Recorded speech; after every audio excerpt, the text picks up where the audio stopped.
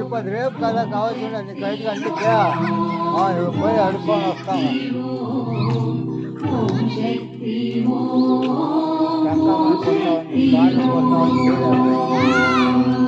తాను